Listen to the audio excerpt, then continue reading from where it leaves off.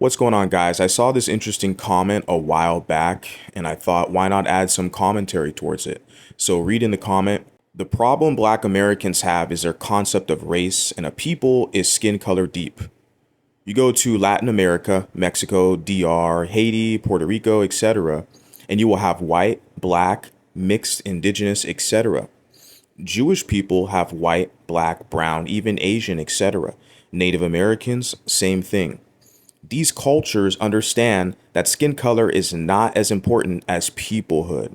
And I like to add emphasis on the part where he put these cultures. Black Americans have not learned that lesson. It's what happens when you have a culture built on history of oppression and skin color. Bingo. Exactly. And the key thing here is Black Americans, because we can say with like Ghanaian people or even Haitian people, they in fact have a culture that is uniquely theirs. And when I say uniquely theirs, I'm saying that unfortunately with Black Americans, their culture in America was basically given to them by the kind of white plantation class and the circumstances surrounding the slavery and the oppression, etc. There's a lot of other factors there. What the gentleman put at the end really is significant as far as that their culture is built around a history of oppression and skin color.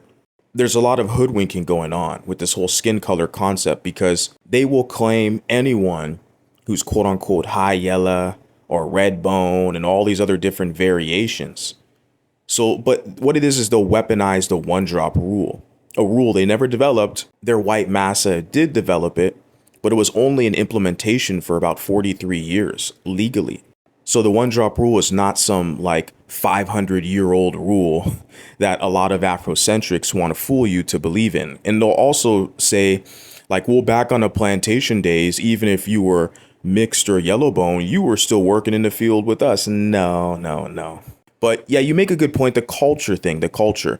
The thing is that the culture is not finite. It's not definite. They always kind of can switch and move around and say who's a part of the culture and who's not, and how they weaponize the one drop rule.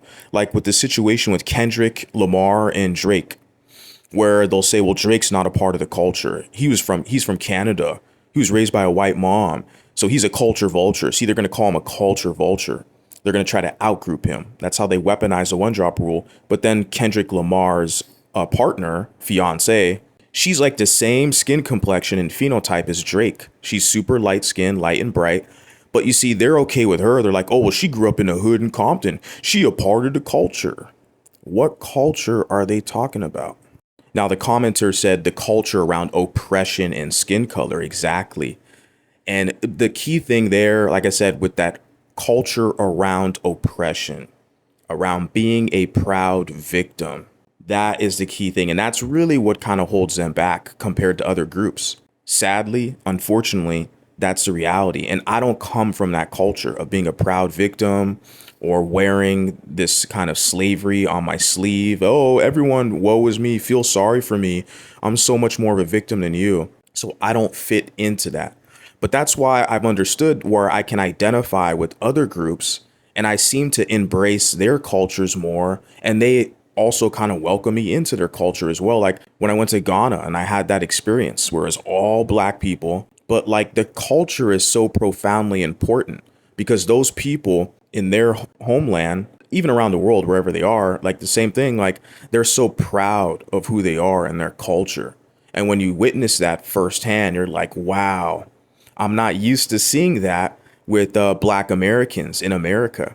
I'm used to seeing this like proud victim culture and this aggression and violence and feel sorry for me. Right. So very interesting stuff going on here. This culture is extremely important. And as mulattoes, we need to develop a sense of culture, develop an identity that's unique for us and that's fitting for us and that serves us in our main purpose. Catch you guys on the next one. Peace.